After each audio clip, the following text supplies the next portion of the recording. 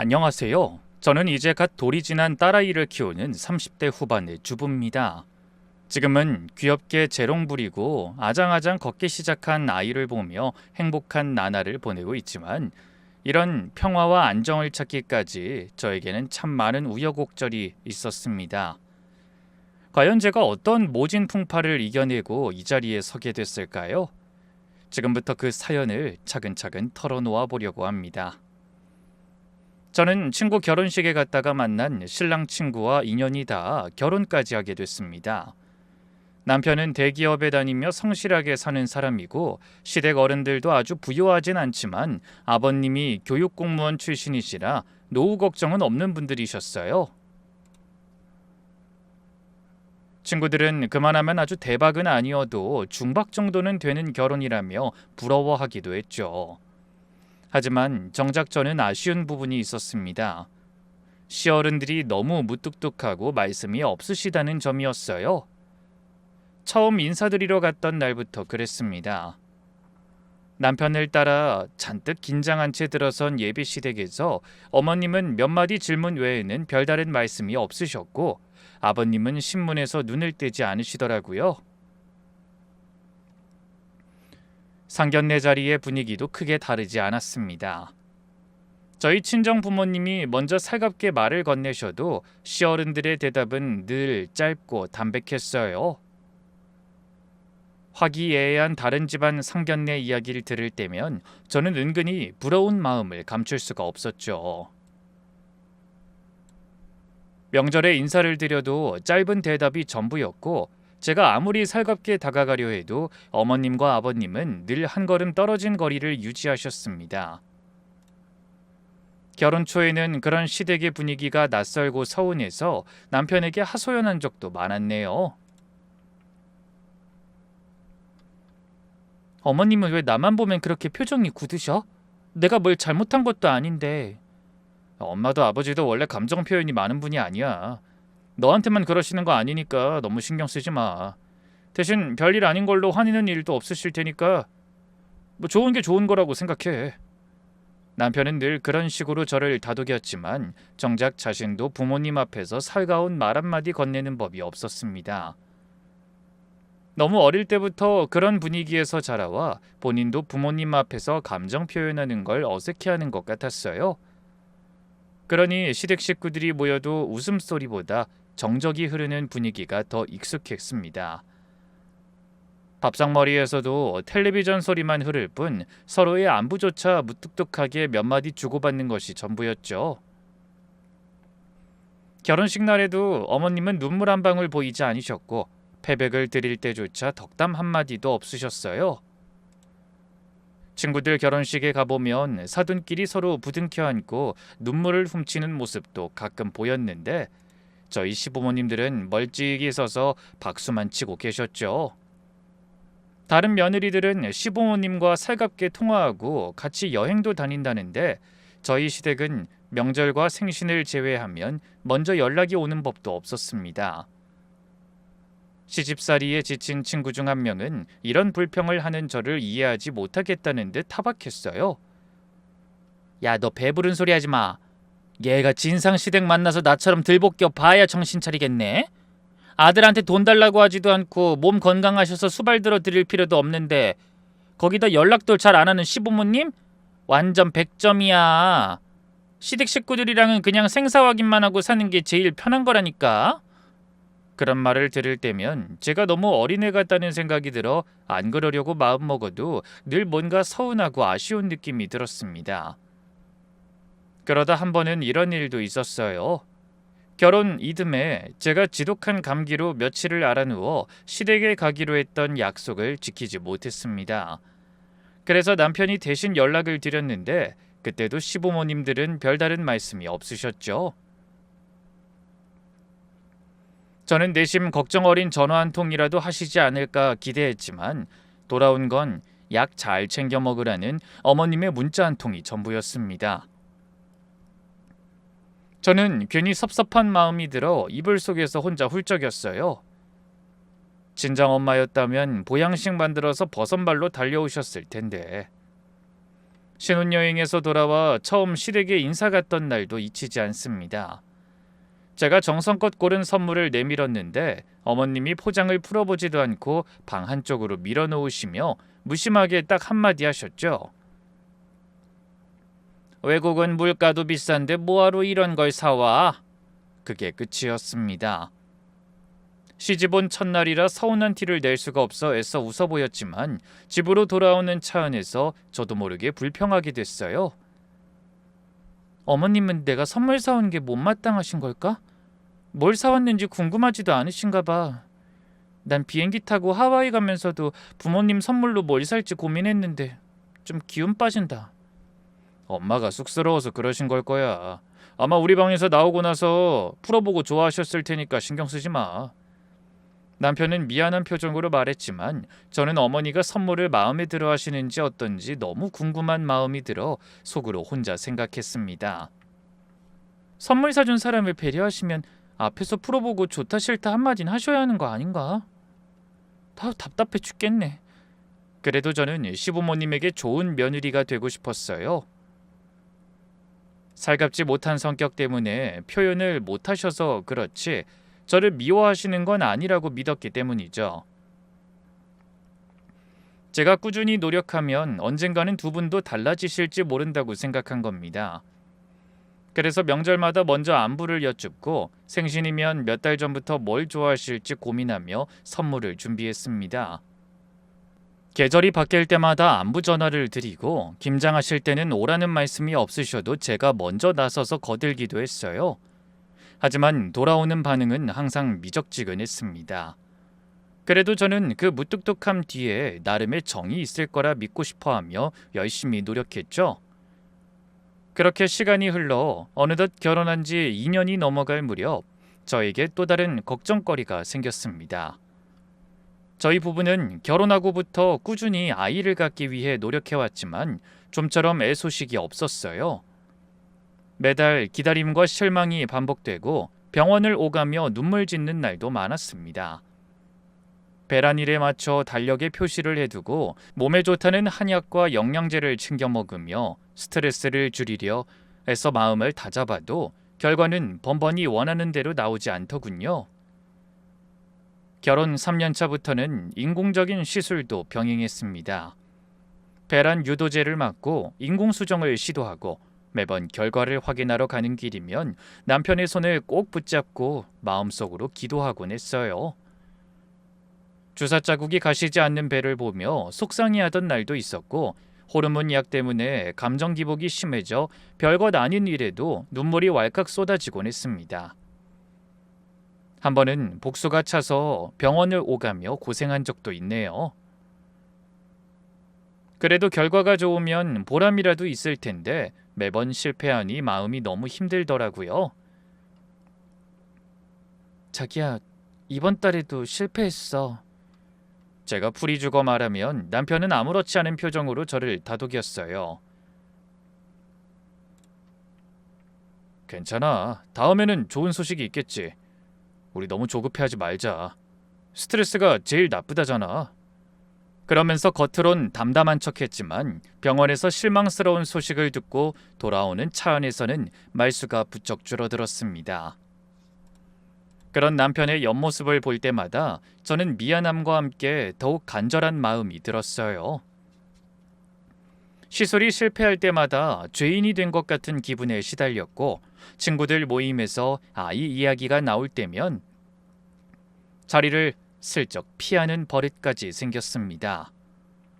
아무리 용하다는 한의원이나 좋다는 병원을 다 찾아다녀도 소용이 없으니 미칠 노릇이었네요.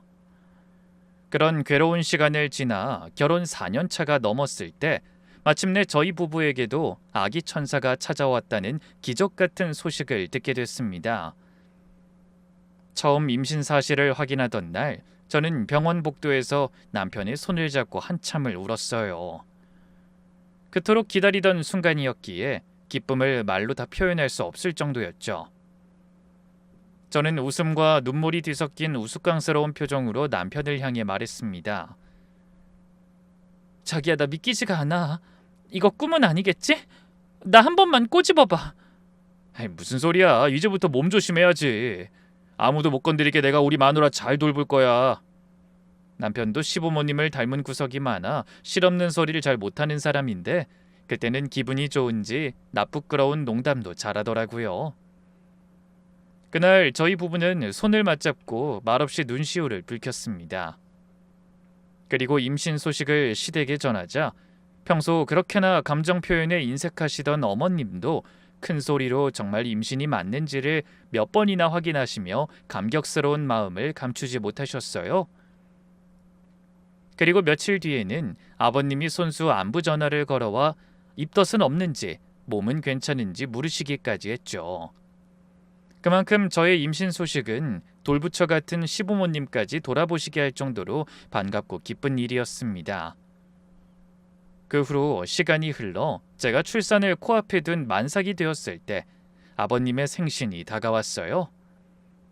저는 여느 때처럼 생신을 미리 준비하려 했지만 아무리 생각해도 배가 나오고 힘들어 집에서 음식을 만들긴 어려울 것 같더군요.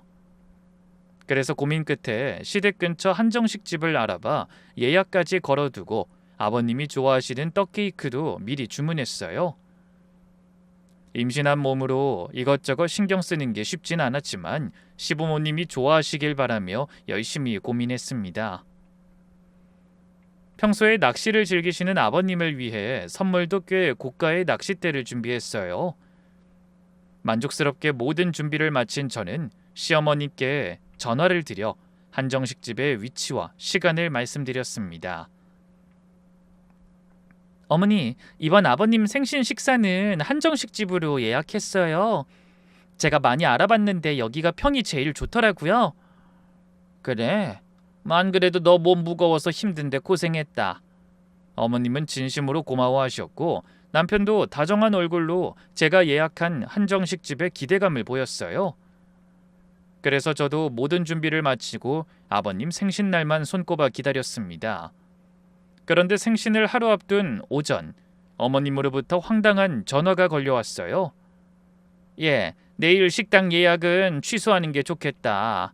아무리 생각해도 만삭인 너는 집에서 쉬는 게 낫겠어. 이번엔 우리끼리 먹을 테니 넌 빠지거라. 저는 얼떨떨한 마음에 금방 대답하지 못하고 한참을 가만히 있다가 간신히 입을 열었습니다. 어머니, 저 그 정도 외출은 괜찮아요. 당장 내일이 예정일도 아니고 걱정하지 마세요. 아니다. 그래도 걔가 얼마나 귀한 앤데 가능한 조심하는 게 좋지. 그냥 네 남편만 보내고 너는 오지 말어. 떡케이크도 주문해서 내일 아침에 일찍 찾으러 가기로 했는데 그래? 그럼 그건 우리가 찾아서 잘 먹도록 하마. 넌 아무 걱정하지 말고 누워서 태교에나 신경 써라. 그럼 이만 끊자. 그러고는 전화를 끊어버리셨어요. 저는 어안이 벙벙한 채 통화를 마치고도 한참을 그 자리에 가만히 앉아 있었습니다. 몸이 힘들 테니 참석하지 말라는 배려의 말씀이라기엔 너무나 갑작스러운 게 사실이었죠. 지난 며칠간 정성을 쏟아 준비한 일들이 하루아침에 물거품이 된 것도 속상했지만 그보다 어머님의 차가운 목소리가 자꾸만 마음에 걸렸어요. 항상 무덤덤하게 말씀하시긴 했지만 그날은 유독 서두르며 냉랭하게 말씀하신다는 느낌을 지울 수 없었거든요. 저는 실망감과 함께 알 수 없는 불안감을 느끼며 한동안 자리를 떠나지 못했습니다. 아무리 만삭이어도 밥 먹는 게 뭐가 그렇게 힘들다고 굳이 나는 빠지라고 하시는 거지? 혹시 아들만 따로 불러 뭐 하실 말씀이라도 있으신 건가? 아니면 나 모르게 뭔가 숨기고 싶은 게 있으신 거 아니야? 그런 생각을 하니 마음이 더 불안했어요. 사실 제가 어머니의 전화를 그냥 대수롭지 않게 여기지 못하는 건 다 그럴 만한 이유가 있었습니다. 결혼 생활 내내 한결같던 남편이 얼마 전부터 좀 이상하다고 느껴졌기 때문이죠. 솔직히 남편이 이상하다고 느끼기 시작한 건 그 전화를 받기 훨씬 전부터의 일이었습니다. 돌이켜보면 제가 임신 초기였을 무렵부터 남편의 태도가 조금씩 달라지고 있었어요. 그때는 입덧이 심해 정신이 없던 시기라 대수롭지 않게 넘겼는데 지나고 보니 그게 시작이었던 것 같더라고요. 한 번도 그런 적이 없던 남편이 안방문을 닫고 작은 소리로 통화하는 일이 잦아졌거든요.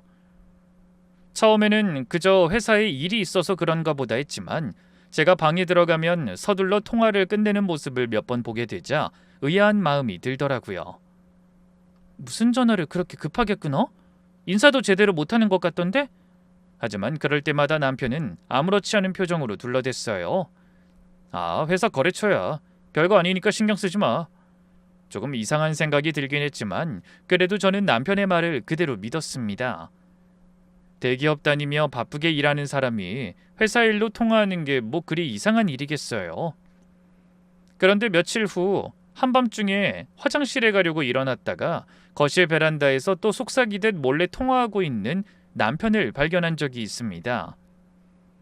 한참 심각하게 통화하던 남편이 인기척을 느꼈는지 황급히 전화를 끊더라고요. 그래서 못 본 척 다시 방으로 들어갔지만 전 그날 밤 잠을 이루지 못하고 천장을 바라보며 이런저런 생각에 빠졌습니다.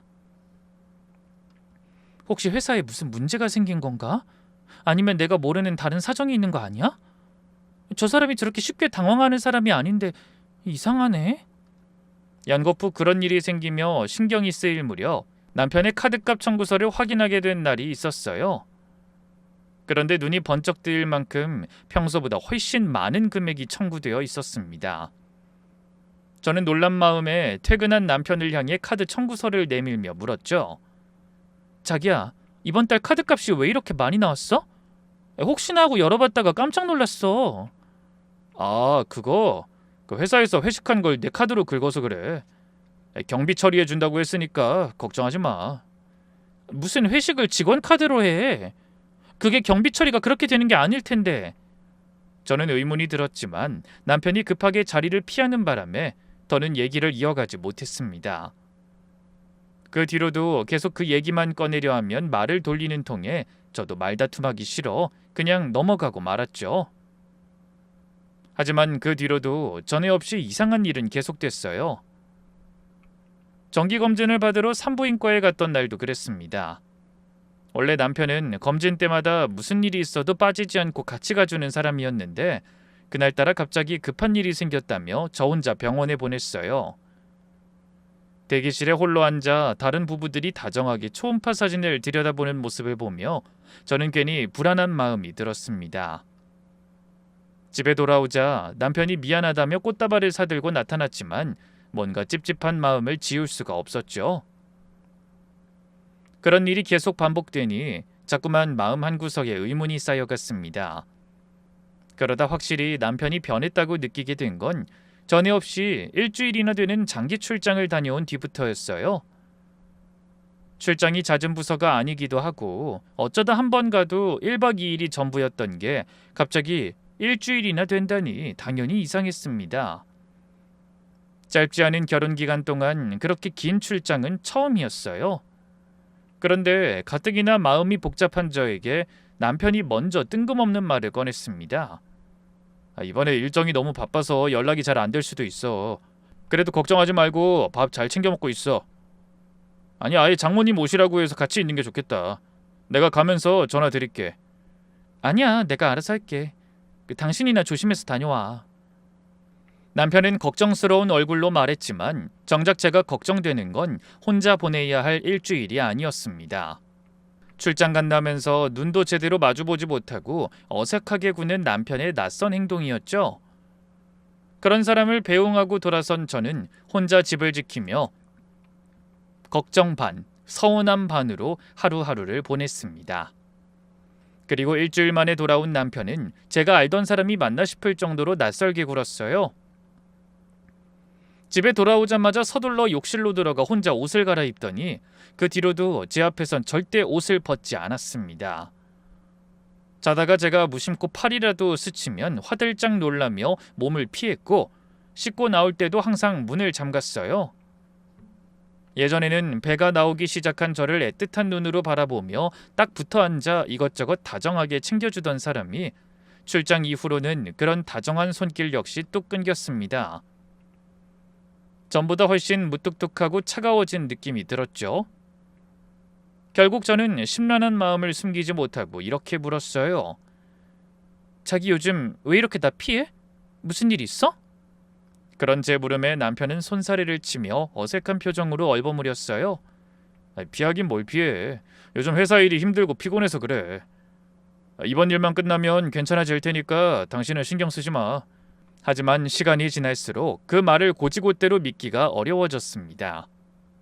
몸이 무거워지는 만큼 저의 불안도 함께 커져만 갔죠. 밤에 잠든 남편의 휴대폰 화면이 켜질 때마다 저도 모르게 흘끔거리게 되고 그런 저 자신이 한심하게 느껴지면서도 멈출 수가 없었습니다. 한 번은 용기를 내어 남편이 씻는 사이 휴대폰을 살짝 들여다보려 했지만 비밀번호가 걸려 있어 화면조차 열 수가 없었어요. 결혼하고 한 번도 잠가둔 적 없던 휴대폰이었는데 갑자기 비밀번호가 생기다니 그 사실 하나만으로도 가슴이 철렁 내려앉았습니다. 그래서 고민하다 친정 엄마에게 넌지시 이런 상황을 털어놓았더니 엄마는 걱정스러운 얼굴로 절 다독이면서도 한마디 덧붙이셨어요. 원래 임신하면 예민해지기 마련인 거야. 다른 사람은 다 못 믿어도 우리 사위는 딴 생각할 일 없을 테니까 괜한 일에 속 끓이지 말고 넌 태교에나 신경 써. 친정엄마의 그런 말씀에도 여전히 제 마음은 불안하기만 했어요. 그래서 전화를 끊고 나서도 한참 동안 침대에 걸터앉아 배를 쓰다듬으며 이런저런 생각에 잠겼습니다. 이 애를 낳기 전에 꼭 그이가 예전처럼 돌아와야 할 텐데. 그러던 차에 어렵게 아버님 생신 준비를 했는데 하필 그 전날 시어머니의 전화 한 통으로 모든 게 물거품이 되어버린 겁니다. 통화를 마치고도 한참을 자리에서 일어나지 못하던 저는 그동안 쌓여왔던 의문들이 한꺼번에 머릿속을 스쳐 지나가는 걸 느꼈습니다. 남편의 수상한 통화, 늘어난 카드값, 일주일간의 알 수 없는 출장, 그리고 그 이후로 부쩍 차가워진 태도. 그런데 시어머니까지 어떻게든 저를 따돌리고 새 사람이 만나려고 하는 것 같은 인상을 주시니 마음이 더욱 불안해졌죠. 그 모든 게 단순한 우연이나 제 오해가 아닐지도 모른다는 생각이 또렷해지기 시작했어요. 분명히 이 남자한테 내가 모르는 무슨 일이 생긴 게 틀림없는데 도대체 그게 뭔지 모르겠네. 한때는 이런 의심을 품는 저 자신이 못나 보이기도 했습니다. 함께 산 남편을 믿지 못하고 이렇게 전전긍긍하는 게 맞는 걸까 싶었죠. 하지만 뱃속의 아이를 생각하면 그냥 넘어갈 수 없는 문제였습니다. 그래서 더 이상 가만히 있을 수 없다고 판단했지만 짐작만으로는 아무것도 알 수 없으니 직접 눈으로 확인해야겠다는 결심이 섰어요. 하지만 뭘 어떻게 해야 할지 몰라 밤새 뒤척이며 별의별 생각을 다 했습니다. 남편이 바람을 피우고 있는 건 아닐까? 아니면 도박에 손을 댔다가 빚이라도 진 건 아닐까? 그것도 아니면 어디 아픈 곳이라도 있는 건 아닐까? 만삭의 몸으로 혼자 그런 무거운 고민을 떠안고 있다는 사실이 서럽기도 했지만 가만히 모른 척 눈 감고 넘어갈 수는 없는 일이었어요. 결국 저는 커다란 결심을 한 가지 하고 다음 날 아침 남편이 출근한 사이 만삭의 몸을 이끌고 집 근처 가전제품 매장으로 향했습니다. 저 아주 작아서 숨기기 좋은 소형 카메라 하나 살 수 있을까요? 가능하면 소리도 들리고 실시간으로 확인할 수 있는 거면 좋겠는데. 매장 직원은 잠깐 고민하는 것 같더니 별다른 의심 없이 단추보다 조금 큰 소형 카메라 하나를 추천해 줬습니다. 실시간으로 소리와 영상을 휴대폰으로 확인할 수 있는 제품이라고 하더군요. 직원이 웃으며 열심히 카메라의 기능에 관해 설명했어요. 이 정도 크기면 가방이나 옷에 넣어도 티가 전혀 안 날 거예요. 대신 카메라 렌즈가 바깥을 보도록 넣으셔야 해요. 여기 고정하는 부분이 있어서 옷에 넣어서 고정해 놓으면 흔들리지도 않을 거예요. 배터리도 하루 정도는 거뜬히 가고요. 직원의 설명을 열심히 들으며 저는 묘한 죄책감을 느꼈습니다. 남편을 믿지 못해 그런 물건까지 사야 하는 처지가 서글펐지만 동시에 진실을 알아야만 한다는 절박함이 그 죄책감을 눌러버렸죠. 저는 떨리는 손으로 결제를 마치고 조심스럽게 카메라를 가방 깊숙이 넣었습니다. 꼭 이렇게까지 해야 하나? 아니야. 약해지지 말자. 이대로 아무것도 모르고 기다리기만 하면 오히려 속이 터져서 애한테 더 안 좋을 거야. 그리고 혹시 정말 무슨 일 있는 거라면 나중에 더 큰 일을 겪는 것보다 미리 알고 대비하는 게 나아. 그런 생각으로 제가 하는 일을 어떻게든 합리화하려고 노력하며 집으로 돌아왔어요. 그리고 언제 카메라를 주머니에 넣어야 하는지 계속 상황을 살펴보며 기다렸습니다. 헌데 피곤한 기색이 역력한 모습으로 돌아온 남편이 씻고 나오자마자 쓰러지듯 침대에 누워 잠이 드는 바람에 부모님을 만나러 갈 때 어떤 옷을 입을지 물어보지 못했어요. 그래서 다음날 아침부터 남편의 눈치를 계속 살피던 저는 결국 먼저 옷에 대해 물어보기로 마음먹었죠. 그런데 마침 그때 남편이 옷장 안쪽에 걸려있던 검은색 양복을 꺼내며 묻더군요. 이거 지난번에 세탁해 놓은 거 맞지? 어? 그렇지. 깨끗한 거야. 오늘 그거 입고 가려고? 그렇게 짧게 대답한 남편이 옷을 꺼내놓고 욕실로 씻으러 들어갔어요. 저는 그 틈을 놓치지 않고 전날 사다 놓은 소형 카메라를 양복 주머니에 넣고 렌즈가 바깥을 향하도록 매달아 고정했습니다. 그 순간에도 가슴은 쉴 새 없이 방망이질 쳤어요. 이렇게까지 하는 게 맞는 걸까? 만약 정말 아무 일도 아니라면 나는 남편도 모자라 시부모님까지 의심한 나쁜 며느리가 되는 건데 평생 그런 죄책감을 안고 살아야 하나? 아니 그보다 혹시 이러다 걸려서 난리 나는 거 아니야? 그런 공포와 죄책감이 밀려왔습니다. 하지만 한번 마음먹은 일을 포기하기도 쉽지 않았어요. 꽤 큰 돈을 주고 카메라까지 산 마당에 흐지부지 아무것도 하지 않을 순 없다는 생각이 점점 커졌죠. 그래서 심호흡을 크게 하고 나서 휴대폰을 들어 카메라가 제대로 작동하는지 확인했어요. 크기가 작아 별로 기대하지 않았는데 생각보다 화질이 너무 선명해 깜짝 놀랐네요. 하지만 심장은 여전히 미친 듯이 뛰고 있었어요. 바스락거리는 작은 소리에도 깜짝 놀라 누가 보면 도둑질이라도 한 줄 알겠다는 생각이 들더군요. 그때 아무것도 모르는 남편이 방으로 들어와 옷을 입고 겉옷까지 걸친 뒤 절 돌아보며 말했어요.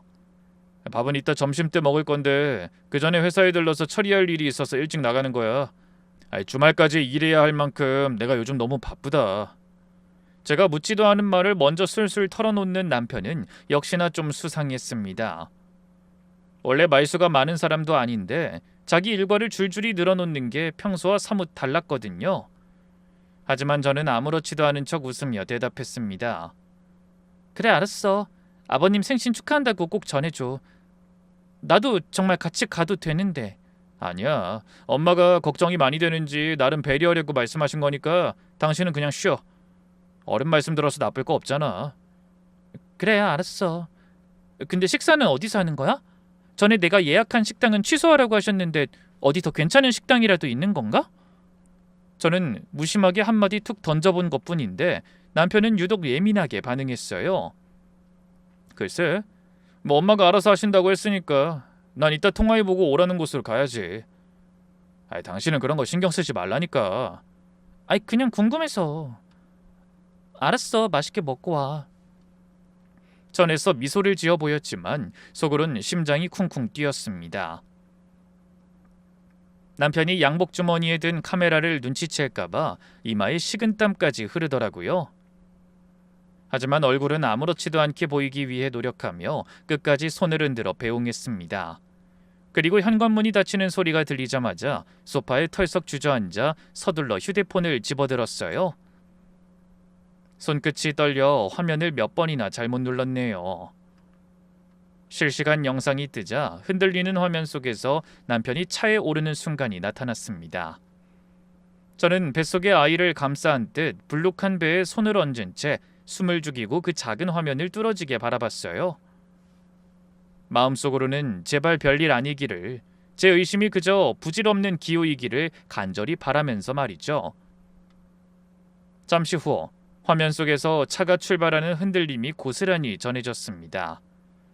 저는 숨죽인 채 그 화면에서 눈을 떼지 못했어요. 처음 얼마간은 별다른 소리 없이 도로를 달리는 풍경만 이어졌습니다. 라디오 소리도 대화 소리도 없이 그저 엔진 소리만 웅웅거리는 게 오히려 더 불안하게 느껴졌어요. 남편은 원래 운전할 때 곧잘 노래를 흥얼거리는 사람이었는데 그날따라 유난히 조용하더라고요. 한참을 그렇게 침묵 속에 달리던 차 안에서 갑자기 남편의 휴대폰 벨소리가 울렸습니다. 네, 엄마, 지금 출발했어요. 아버지는요? 알았어요. 최대한 조용히 진행해야죠. 금방 가요.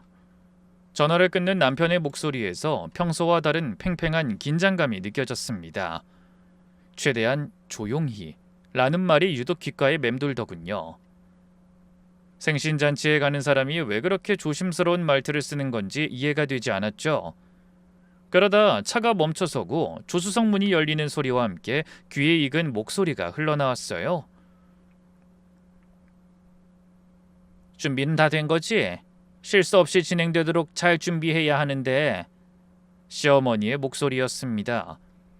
세 사람이 식사하는 자리에 무슨 준비를 그렇게 신경 쓰시는 건지 목소리에서부터 심상치 않은 긴장감이 느껴졌어요. 걱정하지 마세요, 엄마. 제가 다 잘 알아봤어요. 남편이 평소와 달리 낮고 무거운 목소리로 대답했습니다. 곧이어 아버님의 목소리도 들려왔죠. 네 처는 걔는 절대 모르도록 조심해야 하는데. 그 사람은 전혀 눈치 못 챈 것 같으니까 그것도 걱정하지 마세요. 우리끼리 조용히 끝내고 가면 그냥 영영 모르고 넘어갈 수 있을 거예요. 하긴 뭐 이런 일 있다고 어떻게 상상이나 할 수 있겠어요. 남편의 말을 들으니 떨려오는 마음을 걷잡을 수가 없었습니다. 세 사람이 저한테 뭔가 엄청난 일을 숨기고 있는 게 분명하다는 확신이 들었어요. 대체 내가 평생 모르고 지나쳐야 하는 일이 뭐지? 왜 저렇게 조심하는 거야? 잠시 후 다시 침묵이 흐르며 차가 도로 위를 한참 동안 달렸습니다. 당연히 익숙한 도시의 모습과 한정식집 간판이 나올 거라 예상했던 것과 달리 차창 밖으로 스쳐 지나가는 풍경은 시내를 벗어난 한적한 외곽 도로의 모습이었어요. 그 상황을 지켜보는 제 심장이 격하게 요동치는 게 느껴졌죠. 생신잔치하러 가는 거라면서 왜 저렇게 외진 곳으로 가는 거지? 도대체 뭐가 뭔지 모르겠네. 그렇게 한참을 달리던 차가 마침내 멈춰섰습니다. 화면이 흔들리며 남편이 차에서 내리는 것 같더니 카메라 렌즈에 건물의 외관이 잡혔어요. 그 순간 저는 눈을 의심했습니다. 커다랗고 검은 리본 장식이 달린 조화가 층층이 놓인 입구가 눈에 들어오더라고요. 그곳은 분명 식당이 아니라 장례식장이었습니다. 저는 휴대폰을 쥔 손을 파르르 떨었어요. 화면 속으로 아버님과 시어머니가 앞장서 걸어 들어가는 뒷모습이 보이는데 두 분 다 검은 옷을 입고 계셨습니다. 언뜻 봐도 생신상을 받으러 가는 사람들의 옷차림이라고 하기에는 이상했죠. 아니 이게 무슨 일이야? 아버님 생신인데 왜 식당이 아니라 장례식장에... 대체 누가 돌아가신 거지? 저는 머릿속이 새하얘졌습니다. 남편이 건물 안으로 들어서자 화면은 어두운 복도를 비췄고 인기척이라고는 거의 느껴지지 않을 만큼 고요한 분위기가 느껴졌어요. 아무리 장례식장이라고는 하지만 주위가 조용해도 너무 조용했습니다. 그런 곳에서 흔히 들리는 조문객으로 붐비는 소리도 곡소리도 들리지 않았어요. 혹시나 남편한테 무슨 일이 있는 게 아닐까 싶어 시작한 행동이 저에게 참을 수 없는 의문을 불러일으키고 있었습니다. 대체 저게 누구 장례식인데 나한테 거짓말까지 하면서 부모님을 모시고 간 거야? 너무 궁금하고 불안해서 더 이상 화면만 들여다보고 있을 수가 없었습니다.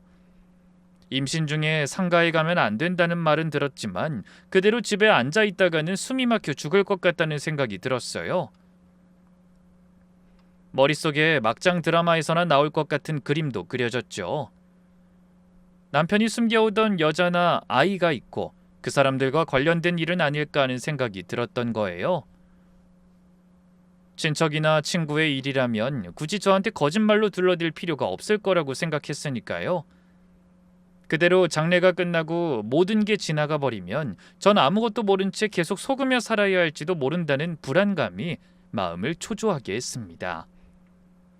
결국 저는 서둘러 겉옷을 챙겨 입고 화면에 보이던 장례식장의 이름을 떠올리며 택시를 잡아탔어요. 차가 도로를 달리는 내내 다리가 후들거리고 손끝이 차갑게 식어가는 게 느껴졌죠.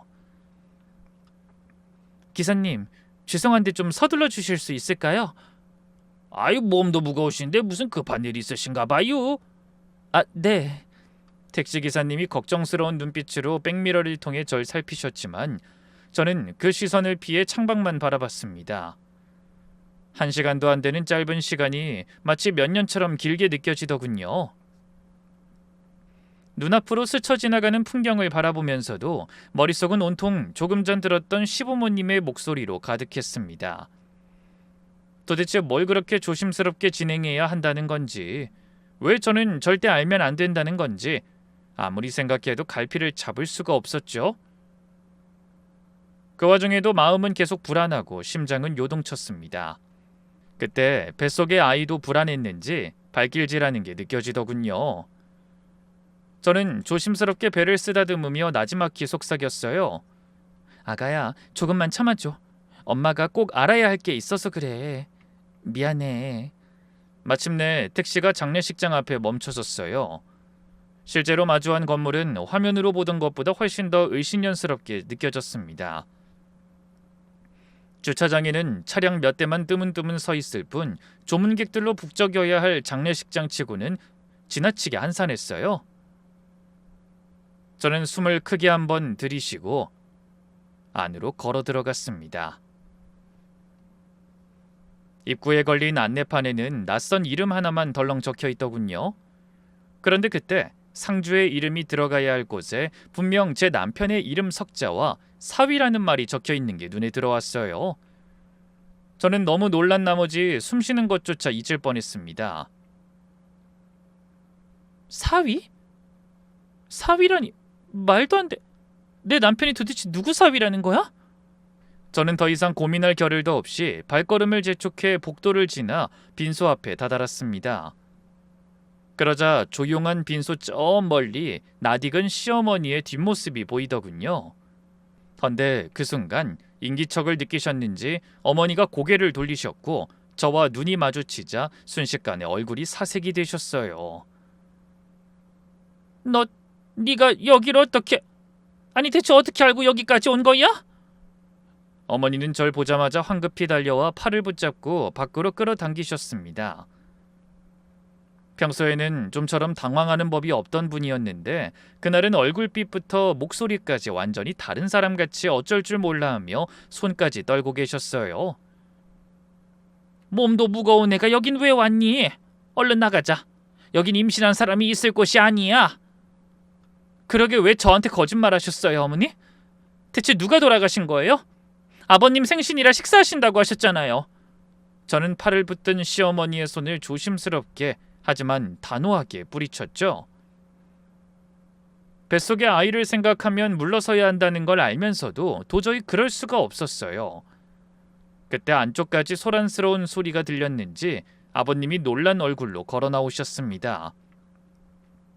아니 얘가 여기까지 어떻게... 누가 알려준 거야? 아버님 역시 당황한 기색을 감추지 못하셨어요. 두 분이 서로 눈빛을 주고받는 모습을 보며 저는 이를 악물고 말했습니다. 전 여기서 도대체 무슨 일이 일어나고 있는 건지 알기 전까진 절대 못 나가요.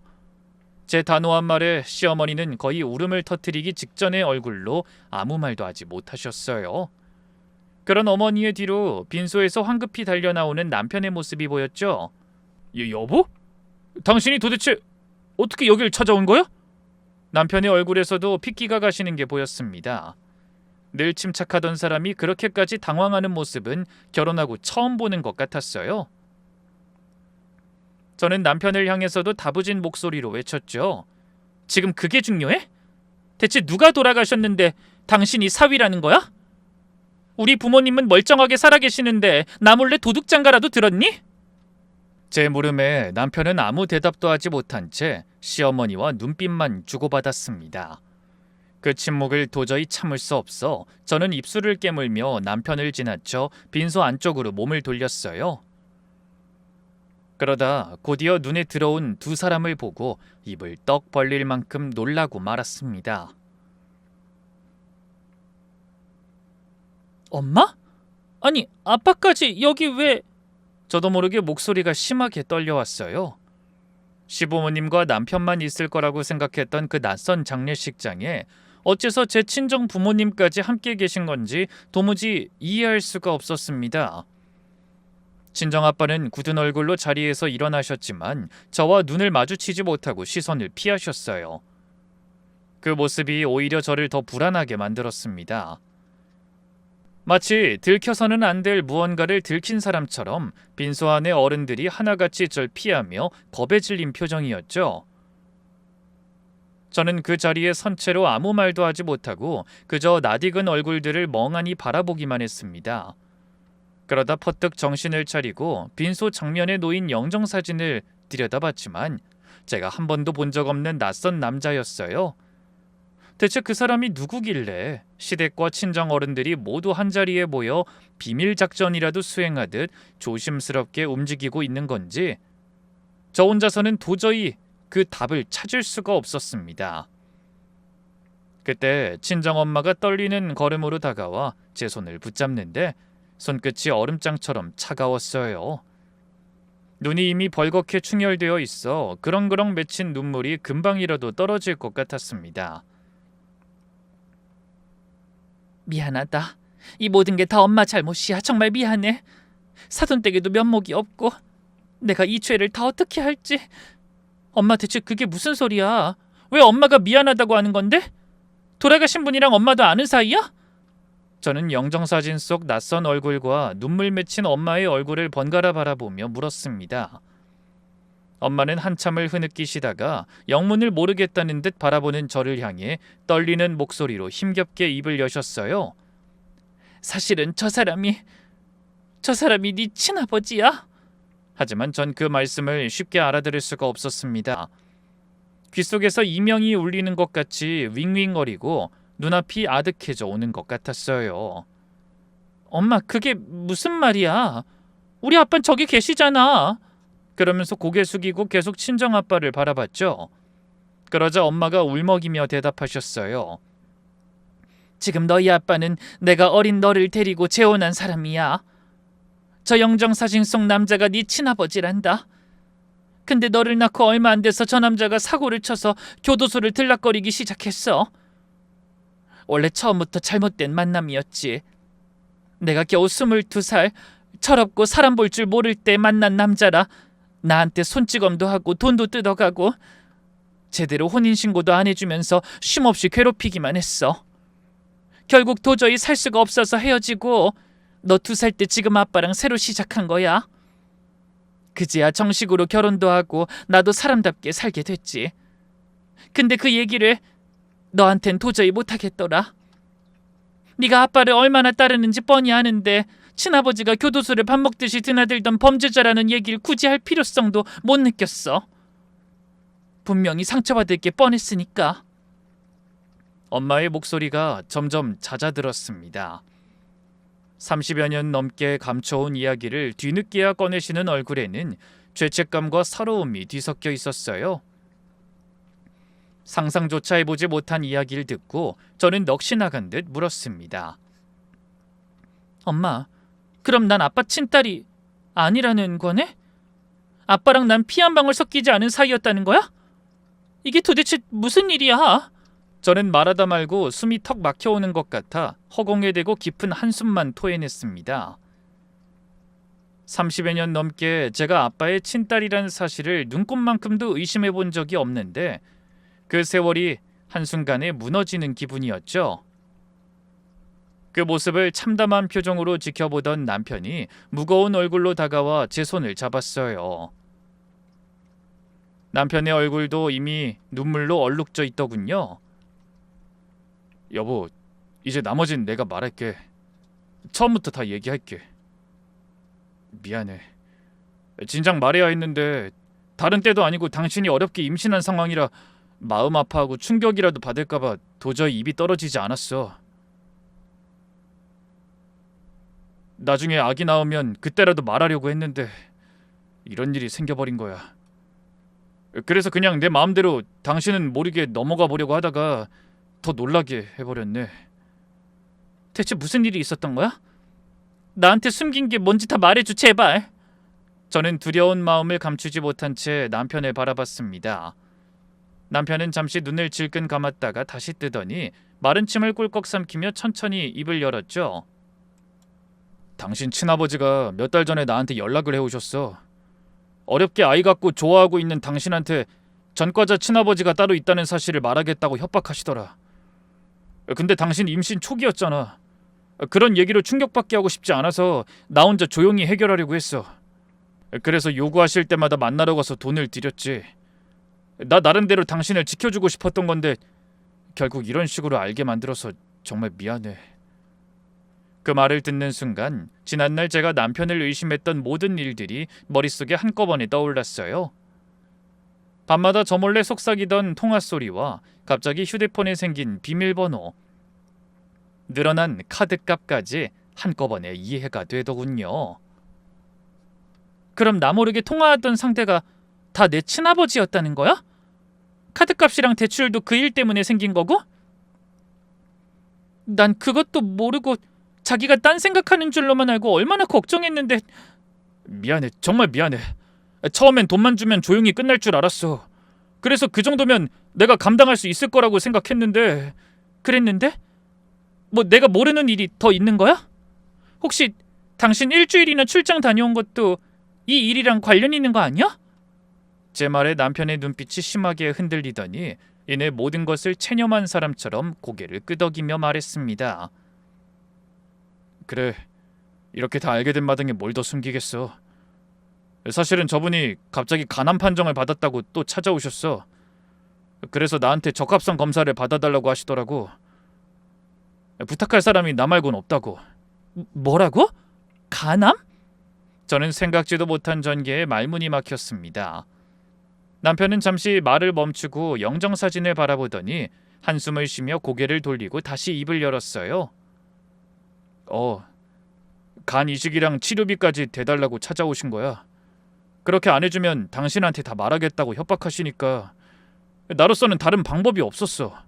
조건이 안 맞으면 이식을 거부라도 할 수 있었을 텐데 하필 그게 맞아 떨어진 거야. 그래서 어쩔 수 없는 운명이라고 생각하고 그냥 이식해드리게 됐어. 저는 뭐라고 해야 할지 몰라 입을 틀어막았습니다. 그러다 어렵게 눈물을 삼키며 한마디 물었죠. 그래서 나한텐 일주일 출장 간다고 하고 내 친아버지한테 당신 간을 떼줬다는 거야? 남편은 차마 제 눈을 마주치지 못하고 고개를 떨궜습니다. 미안해. 이런 중요한 문제는 당연히 상의해야 했는데 당신이랑 애를 지켜야 한다는 생각 때문에 그때 나는 너무 절박했어. 근데 수술 끝내고 돌아와서도 계속 불안하더라. 혹시나 옷을 갈아입다가 수술 자국을 들킬까봐 자꾸 예민해지더라고. 그래서 당신이 걱정할 거 알면서도 조심할 수밖에 없었어. 그제야 저를 밀어내던 남편의 차가운 태도가 하나하나 이해됐습니다.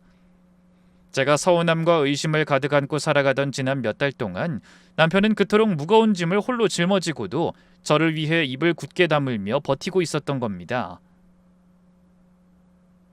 저는 미안하다는 말조차 입 밖으로 꺼낼 수 없을 만큼 죄스러운 마음이 들어 눈물만 펑펑 흘렸습니다.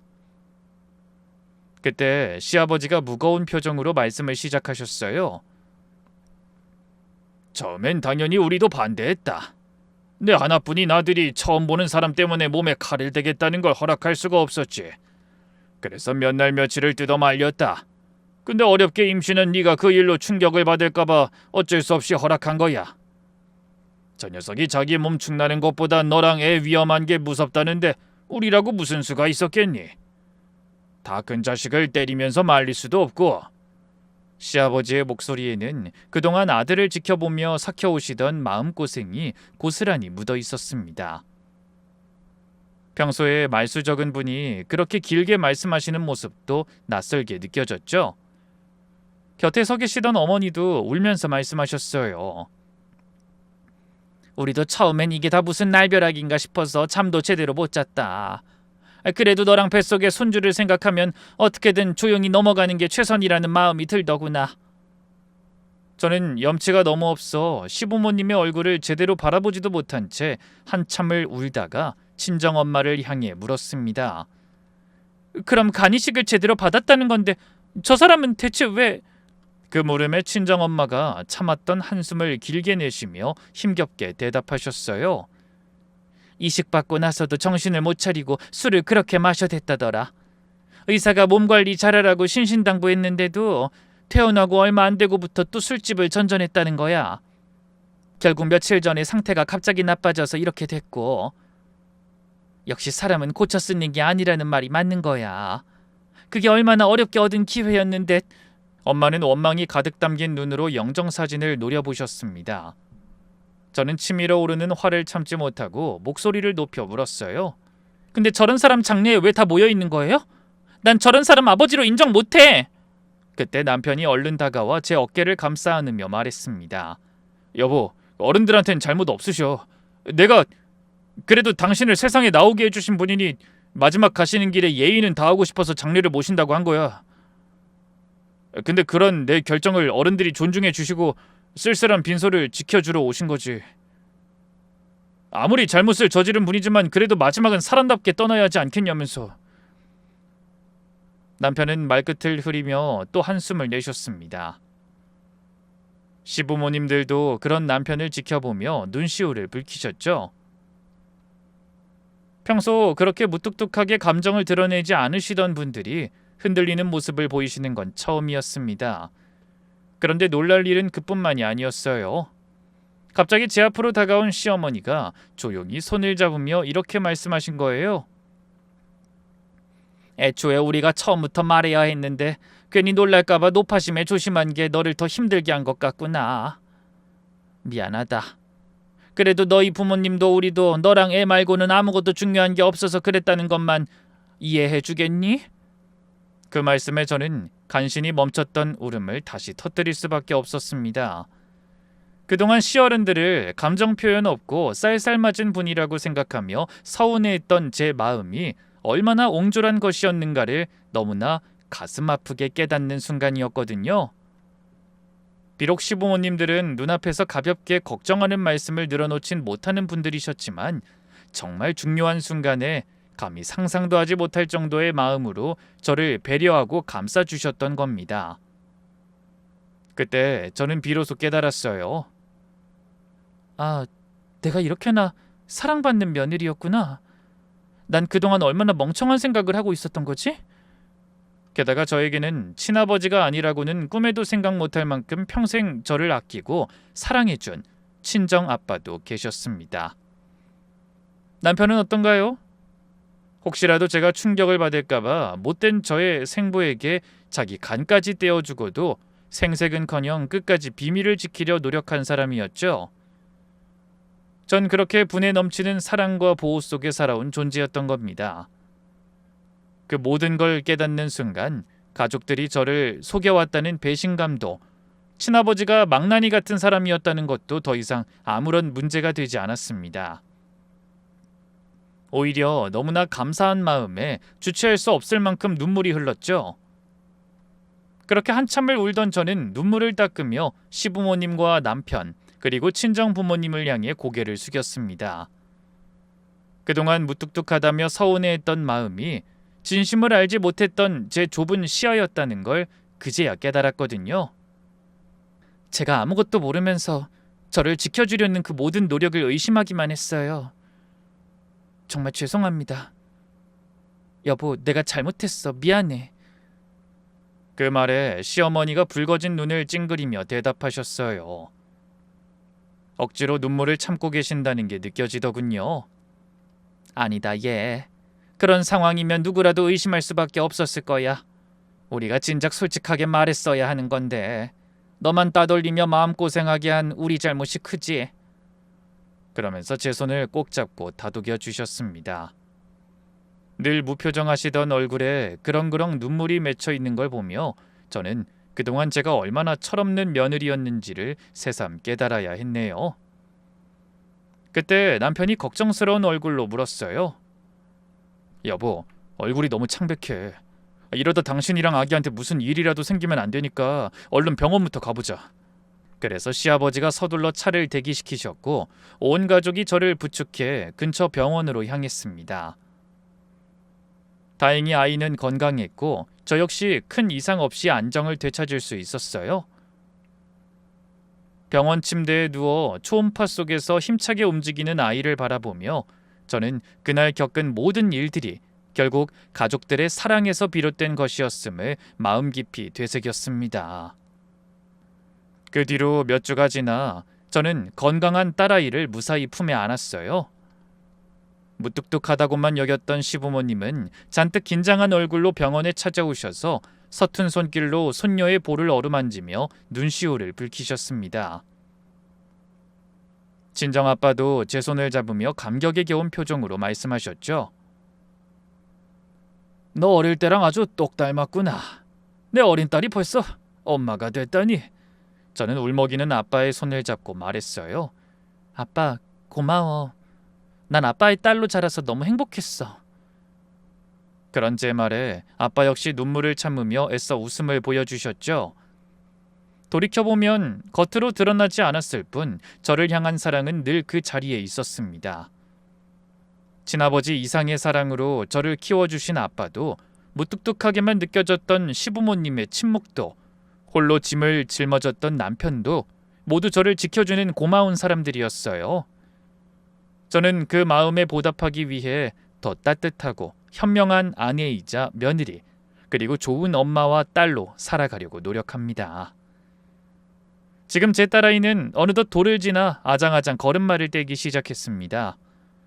시부모님은 여전히 살가운 말씀은 서투르시지만 손녀를 세상 그 누구보다 따뜻한 눈빛으로 바라보시죠. 남편도 이제는 저에게 속마음을 감추는 일 없이 크고 작은 고민을 먼저 털어놓는 사람이 되었습니다. 그날 장례식장에서 마주했던 낯선 진실은 제 인생에서 가장 아프지만 동시에 가장 큰 사랑을 확인시켜준 소중한 순간으로 남았습니다. 저는 앞으로도 이 가족들 곁에서 제가 받은 사랑이 부끄럽지 않도록 하루하루 열심히 살아갈 생각입니다. 그럼 사연을 함께하신 여러분도 가족의 사랑 안에서 행복하시길 빌며 저는 이만 인사드리겠습니다. 감사합니다.